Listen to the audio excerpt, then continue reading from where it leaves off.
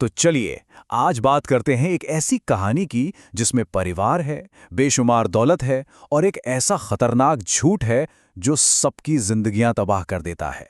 ये कहानी है कुंडली दोष के नाम पर हुए एक बहुत बड़े धोखे की। कहानी की शुरुआत ही एक बहुत बड़े सवाल से होती है। क्या सच में सितारों की चाल पर आधारित एक भविष्यवाणी किसी हंसते खेलते परिवार की किस्मत को इस तरह उलझा सकती है कि सब कुछ दांव पर लग जाए? कहानी के जो मुख्य पात्र हैं वो हैं रमेश, एक बहुत ही अमीर जौहरी जिनके पास दौलत की कोई कमी नहीं है। लेकिन इतना पैसा होने के बावजूद उनके दिल में एक डर बैठा हुआ है अपनी बेटियों को लेकर।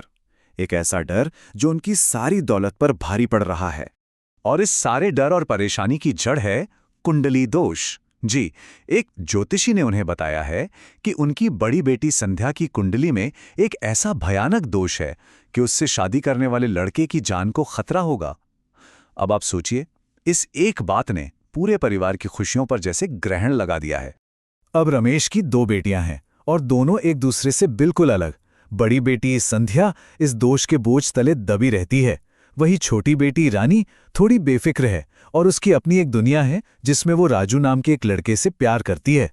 लेकिन दिक्कत यह है कि जब तक बड़ी बहन के सिर से ये श्राप नहीं हटता, रानी के सपने भी पूरे नहीं हो सकते। तो जब ऐसा लग रहा था कि अब कोई रास्ता नहीं बचा, तभी कहानी में एक ऐसा मोड़ आता है जो किसी के भी होश उड़ा दें। उनके परिवार के पंडित जी एक ऐसा उपाय लेकर आते हैं जो कह सकते हैं कि समस्या से भी ज्यादा अजीब था। पंडित जी का जो समाधान था वो किसी पहेली जैसा था। उन्होंने कहा कि देखो, संध्या का कुंडली दोष बहुत शक्तिशाली है और इसे काटने के लिए दोनों बहनों को एक ही लड़के से शादी करनी होगी। ये सुनते ही रमेश के तो पैरों तले जमीन खिसक गई। भला ऐसा लड़का मिलेगा कहाँ जो इस अजीब शर्त के लिए तैयार होगा? और देखिए, पंडित जी एक लड़का ढूंढ भी लाते हैं। नाम है उसका संजय। लेकिन संजय की दुनिया रमेश की अमीरी से बिल्कुल अलग थी। वो कर्ज में डूबा हुआ एक मजबूर इंसान था। पर रमेश को संजय की गरीबी से कोई मतलब नहीं था। उन्हें तो बस अपनी बेटियों की चिंता थी। उन्होंने संजय को बुलाया और एक सीधी सीधी डील की।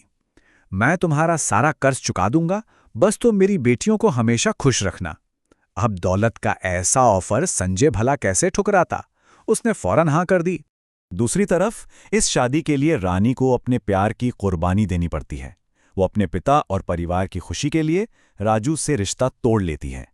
राजू उसे बहुत समझाता है कि ये कुंडली वुंडली सब बकवास है, लेकिन रानी ने अपने परिवार के लिए अपना दिल तोड़ना मंजूर कर लिया। तो भाई, इस अनोखी शर्त के साथ दोनों बहनों की शादी संजय से हो जाती है। शुरू शुरू में तो लगता है कि सब कुछ ठीक है, संजय दोनों को बराबर प्यार देता है। लेकिन ये खुशियां बस कुछ ही दिनों की मेहमान थीं, क्योंकि संजय का असली चेहरा बहुत जल्द सामने आने वाला था। शादी के कुछ ही दिन बाद संजय का बर्ताव पूरी तरह बदल जाता है। वो काम का बहाना बनाकर संध्या से दूर भागने लगता है, उसे नजरअंदाज करता है और उसका सारा का सारा ध्यान और वक्त सिर्फ रानी को मिलने लगता है। बेचारी संध्या इस रिश्ते में बिल्कुल अकेली और ठगी हुई महसूस करने लगती है। संध्या पहले ही परेशान थी और ठीक इसी वक्त कहानी में दोबारा एंट्री होती है राजू की। जी, वही राजू जिसका दिल रानी ने तोड़ा था। लेकिन इस बार वो एक टूटा हुआ आशिक बनकर नहीं, बल्कि संध्या के मन में शक का जहर घोलने आया था। राजू सीधे सीधे संध्या के जख्मों पर नमक छिड़कता है। वो कहता है, तुम्हारी बहन एक नागिन है। पहले उसने मुझसे मेरा प्यार छीना और अब वो तुमसे तुम्हारा पति भी छीन लेगी। ये शब्द संध्या के दिल में तीर की तरह चुभ जाते हैं।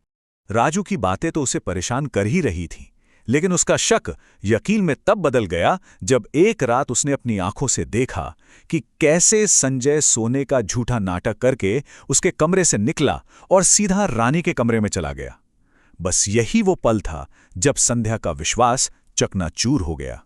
और बस यहीं से कहानी अपने सबसे बड़े और सबसे चौंकाने वाले मोड़ पर पहुंचती है।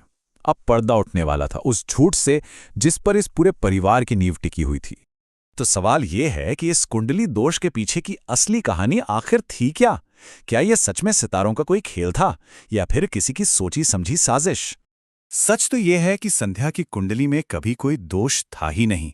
ये सब कुछ एक बहुत बड़ा झूठ था, एक बहुत ही शातिर साजिश।